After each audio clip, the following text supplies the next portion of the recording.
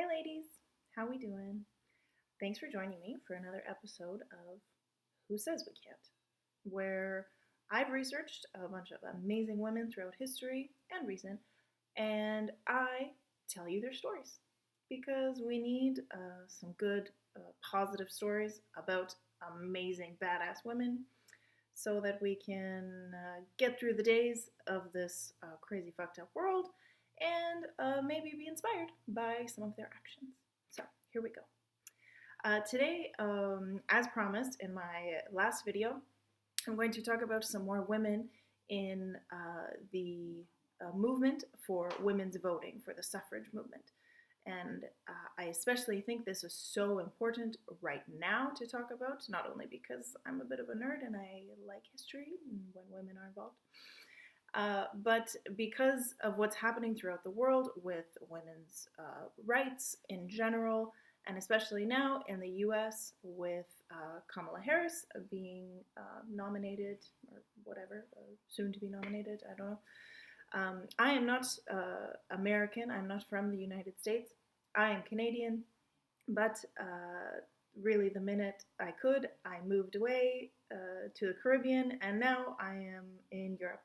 So I'm a little bit of a mixed fish, as they call it in Greece. But I really just want to share these women's stories with you. So today we are going to talk about the US, especially Elizabeth Cady Stanton. And her name makes me laugh because I think of Mean Girls, the Katie debate.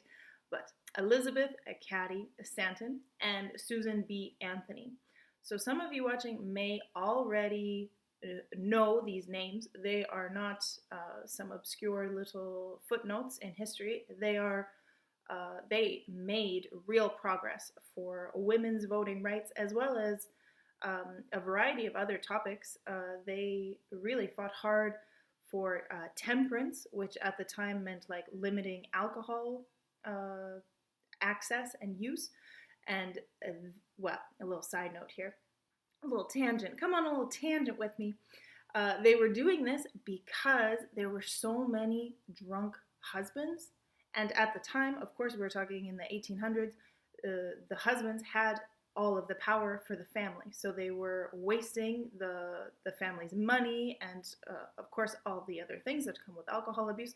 So they fought for some reforms around, limiting alcohol, as well as they worked to abolish slavery at the time. So these women, Susan and Elizabeth, they were not strangers to moving and shaking and getting under the skin of the men in charge. And that's why I want to talk about them today. So back on the main road, here we go. So Susan B. Anthony from the US, she voted in 1872 in a federal election. Now this was technically, I don't know, allowed, not allowed. This was the whole issue. So she was then arrested for illegally voting in a federal election.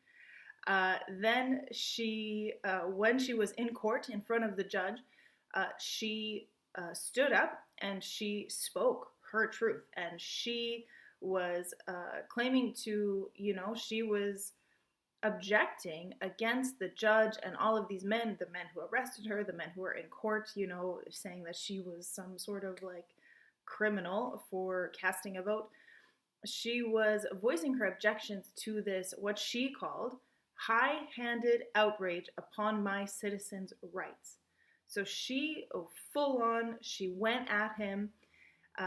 The judge at the time, his name was Justice Hunt, he sentenced Susan Anthony to pay a fine of $100 at that time, which is now like, I Googled it, it was like $2,500. So not like a small fine, but anyway, she refused to pay it. She said, and this is an alleged quote, unquote, "I shall never pay $1 of your unjust penalty." And she didn't. She never paid. And the judge at the time had the option to go after her and, imprison her and do all these things. But he knew that this was going to be like an ongoing thing. He knew that she was not a ruly woman. She would not go quietly. So he ignored it. Um, and I just think like the courage that she needed to have in that moment to stand up in that courtroom full of men, who really wanted to see her, be the scapegoat to show all the other women, like, don't stand up, don't voice your opinions, all these things, don't vote. And she laid into the judge and laid into all of these other men who were forcing her down and forcing her to not matter. And she continued to fight, and in 1882, her and so Susan and Elizabeth together they founded the International Council of Women. And in 1888, now I'm jumping ahead quite a bit, but in 1888, they had like the first like worldwide meeting, and they had 50 different organizations from 7 different countries. And this was in 1888.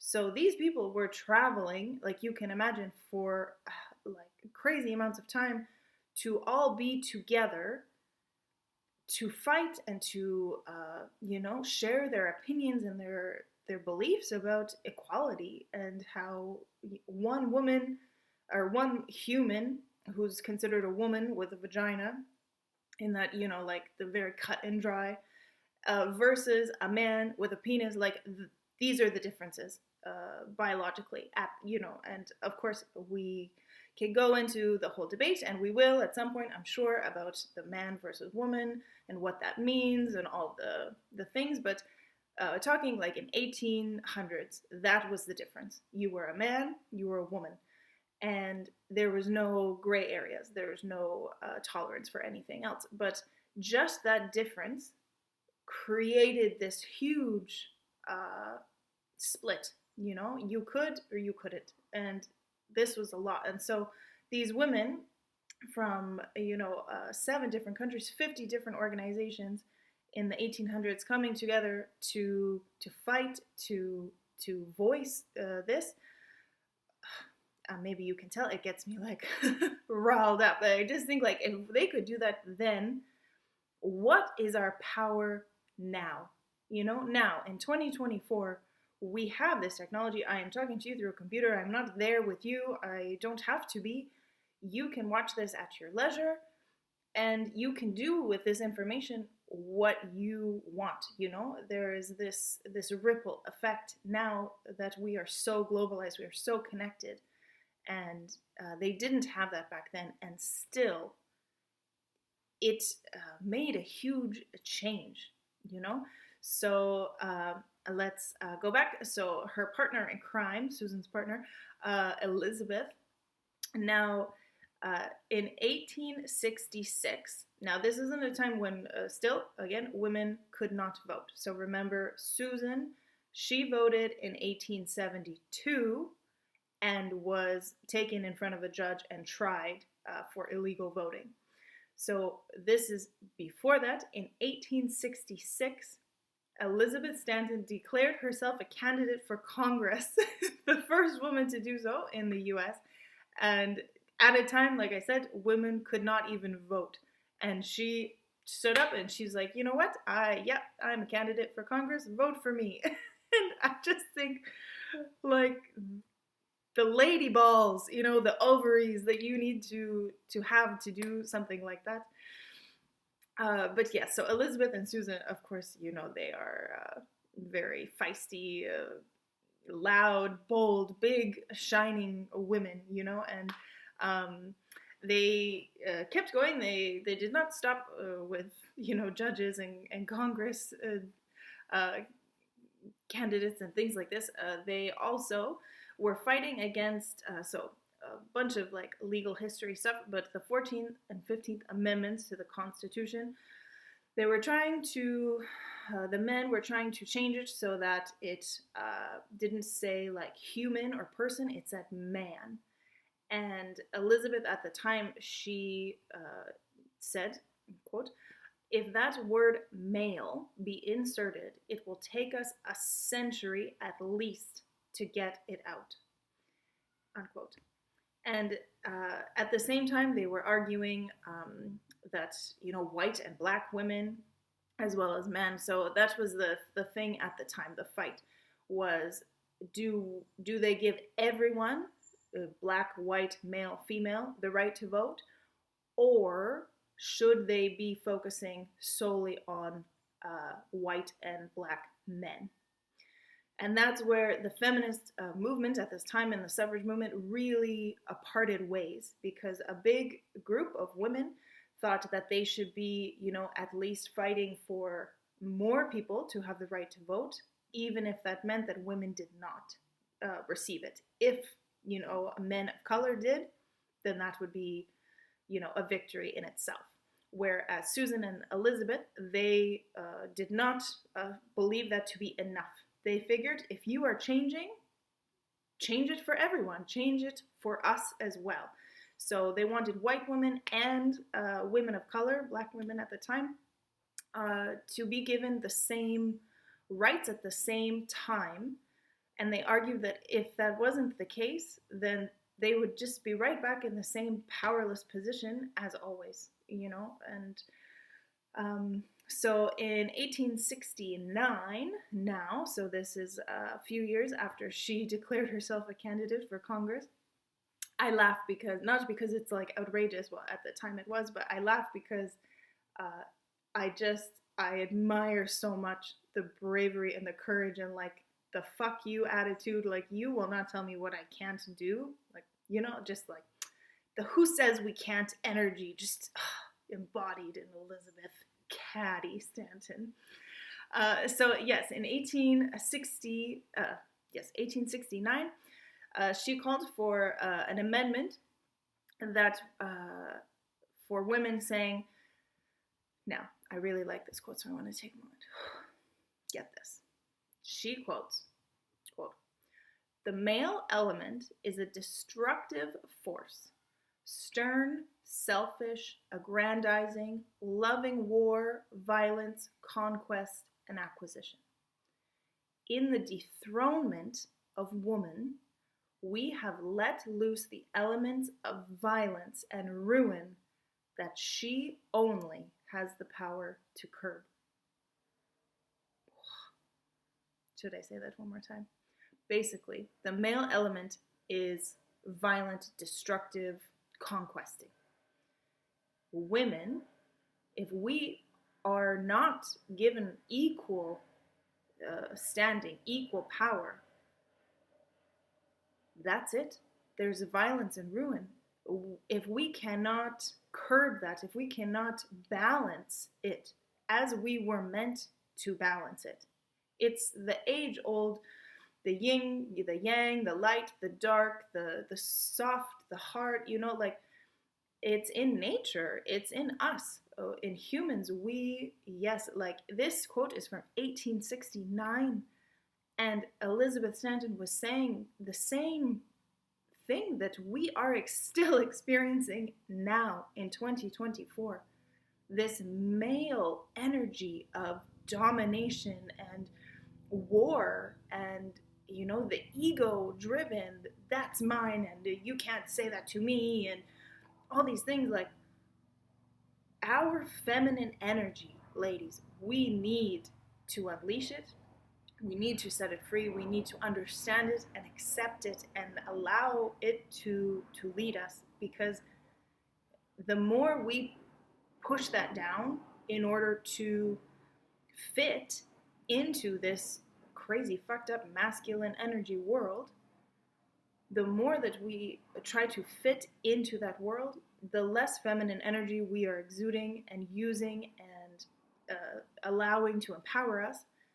There is no balance anymore. It is war and destruction everywhere, not only, you know, in the main sense of like physical violence and things, but in the environment. We are in this moment of ecological violence and just destruction that is being pushed full steam ahead by this male destructive force.